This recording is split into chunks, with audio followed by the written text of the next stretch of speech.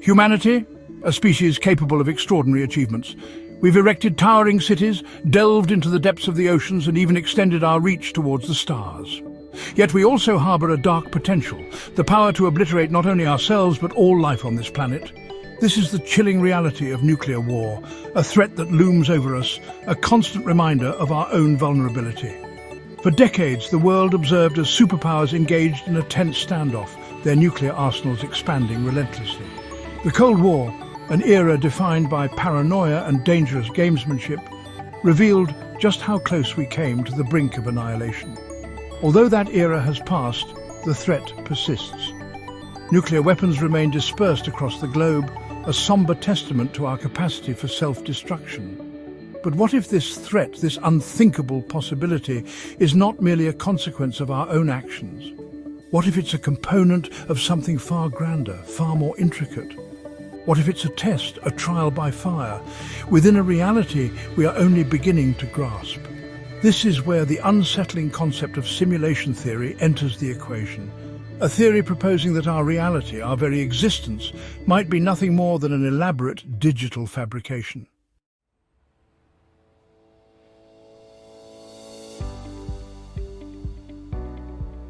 The world we inhabit is a fragile web of interconnected systems. From the intricate balance of ecosystems to the complex interplay of global politics, every action generates a consequence. A nuclear war, should it occur, would shatter this delicate equilibrium, plunging our planet into chaos. The immediate aftermath would be catastrophic. Cities would be vaporized, millions instantly extinguished. Those who survived the initial blasts would confront a living nightmare. Radiation sickness would sweep across the land, leaving countless victims in its wake. The skies would darken as smoke and debris choked the atmosphere, ushering in a nuclear winter. Temperatures would plummet, crops would fail, and famine would spread uncontrollably. But the consequences wouldn't cease there. The collapse of ecosystems, the disruption of global climate patterns, and the long-term effects of radiation would continue to afflict our planet for generations. The very fabric of life, painstakingly woven over billions of years, would be torn asunder.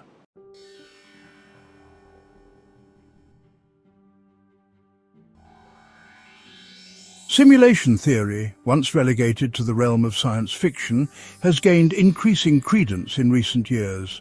Proponents of this theory posit that our universe and everything within it is a sophisticated simulation, perhaps created by a technologically advanced civilization.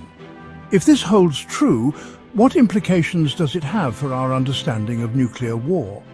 Could it be that such a catastrophic event is not a flaw in the system, but rather an intentional element?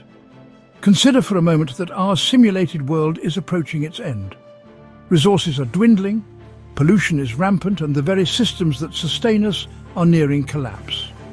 A nuclear war, in this context, could be interpreted as a reset mechanism, a means to erase the existing state and begin anew. Perhaps within this digital realm, death is not the end, but merely a transition. Perhaps our consciousness, our very essence, is uploaded and reborn into a new, pristine version of our world. Or perhaps the simulation is designed to test our resilience, our ability to overcome even the most daunting challenges. Could it be that the purpose of our existence, the reason we face the threat of nuclear annihilation, is to demonstrate our worthiness to our digital creators?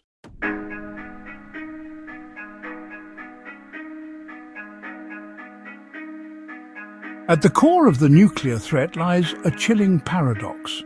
The idea that the most effective way to prevent nuclear war is to prepare for it. This is the essence of deterrence theory, a doctrine born from the crucible of the Cold War. It's a high-stakes gamble, a wager on the rationality of nations armed with the power to obliterate entire civilizations. Deterrence hinges on the concept of mutually assured destruction, often condensed to the chilling acronym MAD.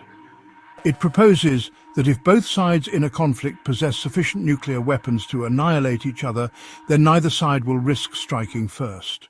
The logic is grim but compelling. To attack is to invite annihilation, rendering the very act of aggression unthinkable. This doctrine of terror, as it's sometimes called, has underpinned global security for decades.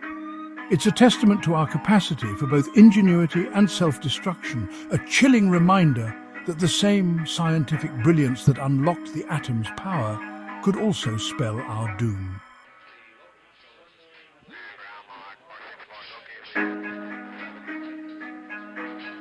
The effectiveness of nuclear deterrence hinges on a delicate balance of fear. Each side must believe without a shadow of a doubt that the other will retaliate if attacked. This necessitates not only a vast and potent arsenal, but also an unwavering resolve to utilize it, even when facing an existential threat. This balance, however, is inherently precarious. Miscalculation, miscommunication, or even a technical malfunction could shatter this fragile peace, triggering a chain reaction with unimaginable consequences. The Cuban Missile Crisis of 1962 stands as a stark reminder of how close we came to the brink. The world held its breath as the United States and the Soviet Union engaged in a tense standoff, their fingers hovering over the nuclear trigger. It was a moment of unprecedented danger, a chilling testament to the fragility of deterrence.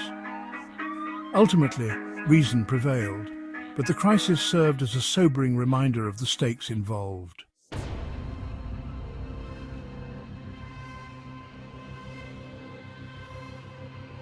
Even if deterrence succeeds in preventing a full-scale nuclear war, it comes at a steep price. The very existence of these weapons of mass destruction casts a long shadow over humanity, shaping our politics, our culture, and our very understanding of the world. The resources poured into maintaining and modernizing nuclear arsenals represent a staggering opportunity cost.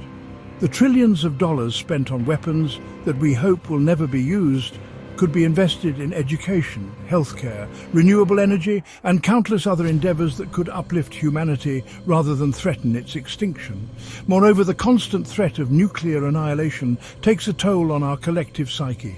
It breeds fear, suspicion, and a sense of helplessness in the face of forces seemingly beyond our control. It undermines our faith in reason and progress, suggesting that our technological prowess might ultimately be our undoing.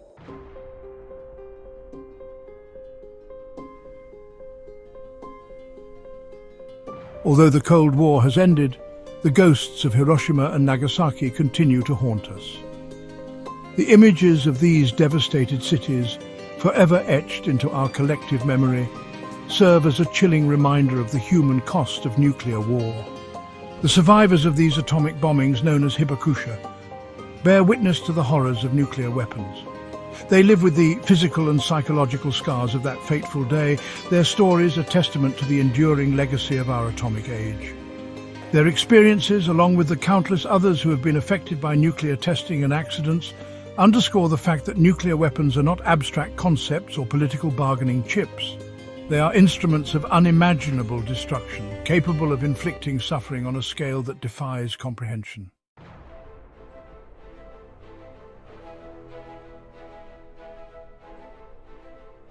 The very phrase nuclear war evokes images of unimaginable destruction, of cities reduced to ash in an instant. It's a chilling testament to our capacity for self-destruction. Imagine, if you will, a day not unlike any other. The sun rises, casting its warm glow across a world oblivious to the impending catastrophe. Then, in a horrifying instant, the sky erupts in a blinding flash. A mushroom cloud, a grim spectre of death, climbs into the heavens.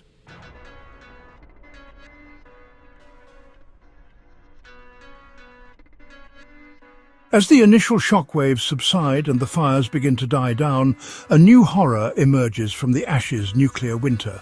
This chilling phenomenon, a consequence of massive amounts of smoke and dust being ejected into the atmosphere, threatens to plunge the planet into a prolonged period of darkness and cold. Sunlight, the lifeblood of our planet, is choked out by the dense clouds of debris, plunging the Earth into an eerie twilight. Temperatures plummet, sending chills that pierce even the thickest clothing. Crops wither and die, their once vibrant greens replaced by the drab browns of decay. The delicate balance of nature, painstakingly maintained for millennia, is thrown into disarray. Food becomes scarce, leading to widespread famine and desperation. The weak and the vulnerable, already struggling to survive, are the first to succumb to the unforgiving cold and hunger. The lucky few who managed to survive the initial blasts now face a new enemy, the relentless cold, the gnawing hunger and the slow, agonizing death of their world. The very air they breathe is poisoned, laced with radioactive fallout that seeps into the soil, the water, and every living thing. The invisible killer, a silent stalker, leaves its mark on the survivors, increasing the risk of cancers and other debilitating illnesses.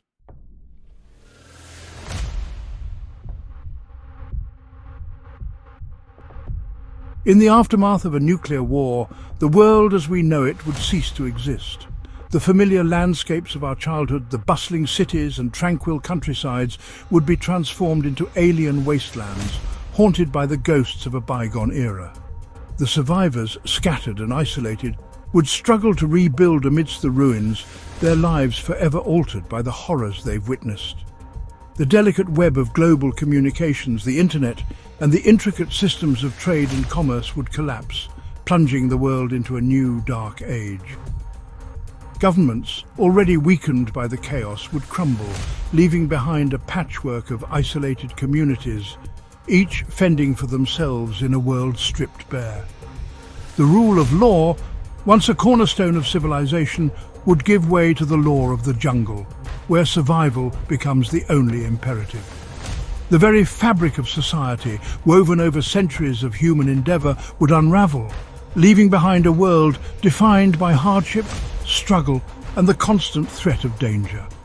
The survivors, hardened by their experiences, would bear the heavy burden of rebuilding, of carrying the torch of civilization forward into an uncertain future.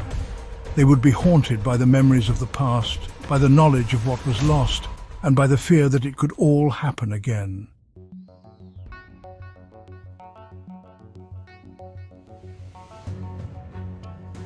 As we grapple with the consequences of a potential nuclear war, a chilling question arises. What if this cataclysmic event is not a failure of our design, but an integral part of it? Are we pawns in a game far larger than ourselves? This is where simulation theory takes on a new dimension. If our reality is a digital construct, what does a nuclear war signify? Is it a test, a trial by fire, or something more sinister? The thought challenges our beliefs about reality and existence.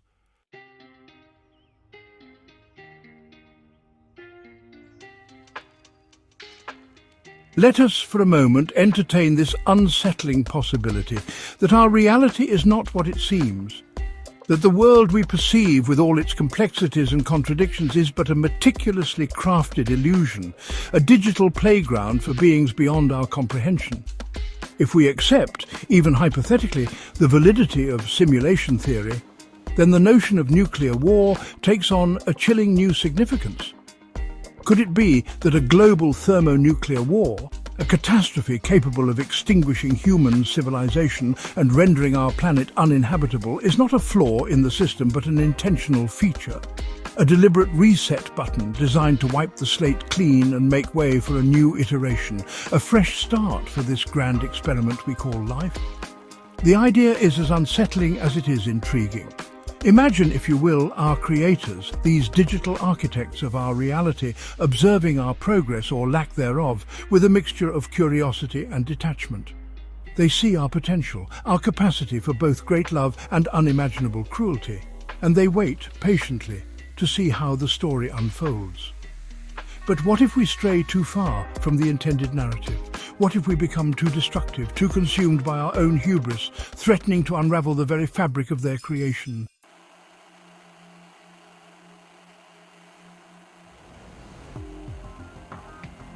Proponents of simulation theory often point to unexplained phenomena, glitches in the matrix, as evidence for their claims. These can range from the seemingly mundane, like déjà vu, or the feeling that you're living in a dream, to the truly bizarre, like objects appearing and disappearing without explanation, or encounters with beings that defy rational explanation.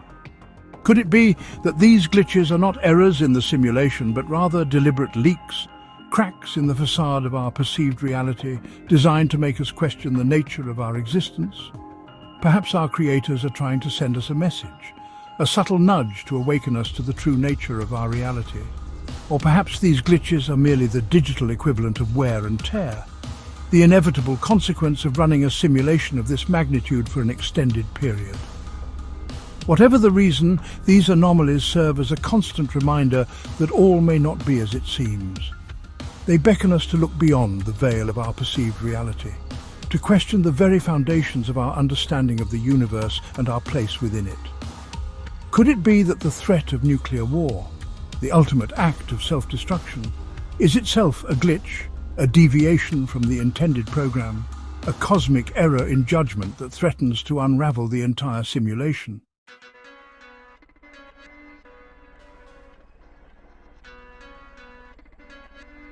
If we are indeed living in a simulation, the question then becomes, to what end? What is the purpose of this elaborate digital construct, this grand experiment in artificial life? Are we merely entertainment for our creators, our joys and sorrows, our triumphs and failures, nothing more than data points in a cosmic simulation game? Or could there be a more profound reason for our existence? Perhaps our simulation is a testing ground, a crucible in which our creators are exploring the limits of consciousness, the potential of sentient life to evolve and overcome adversity. Perhaps they are searching for answers to questions that have plagued philosophers and theologians for millennia: the nature of good and evil, the meaning of life, the existence of a higher power. Or perhaps the purpose of the simulation is far simpler, more pragmatic. Perhaps our creators are using us to solve problems, to run complex calculations, or to explore possibilities that are too dangerous or unethical to explore in their own reality. Whatever the reason, the very notion that our existence might be nothing more than a simulated reality raises profound questions about free will, the nature of consciousness, and the meaning of life itself.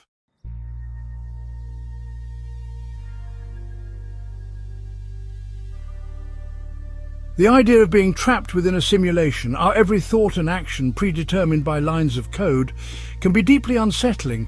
It challenges our sense of individuality and our belief in free will. If our reality is an illusion, what hope do we have of breaking free? Some believe we can hack the simulation, bending the rules of our reality. Others think the key lies in achieving a higher state of consciousness. Becoming aware of the simulation is the first step towards breaking free. By acknowledging our existence as part of something grander, we open ourselves to new possibilities. Perhaps true escape lies in liberating our minds from perceived reality.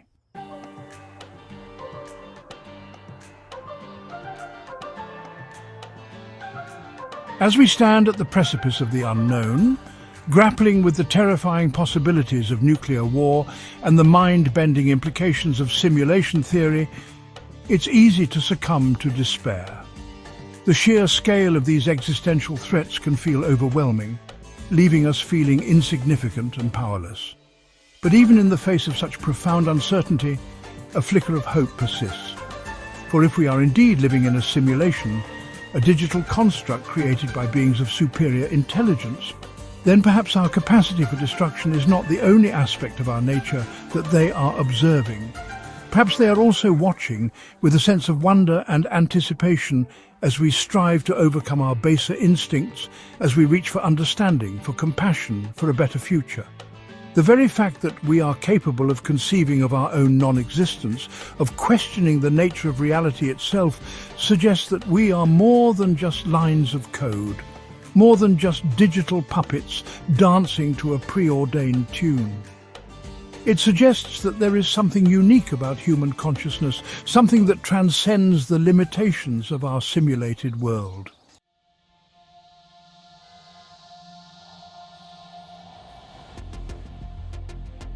The possibility that we are living in a simulation raises profound questions about the nature of free will. If our every thought and action is predetermined by lines of code, then what does it mean to make a choice? Are we truly masters of our own destiny, or are we merely playing out a script that has already been written? These are not easy questions to answer, and there may be no definitive answers to be found. But perhaps the very act of asking these questions, of wrestling with these existential dilemmas, is a testament to our unique capacity for self-awareness, for introspection, for questioning the very fabric of our reality. Even if our choices are ultimately illusory, even if we are merely characters in a grand cosmic drama, there is still meaning to be found in the journey, in the connections we forge, in the love we share, and in the legacy we leave behind. For in the end, it is not the code that defines us, but the echoes of our actions, the ripples of our existence that spread outward, shaping the fabric of the simulation itself.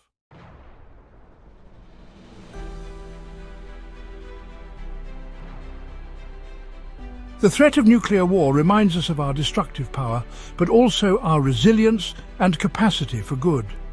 We confront threats and emerge stronger. Our indomitable spirit drives us to innovate and dream. Let us choose hope and create a worthy future.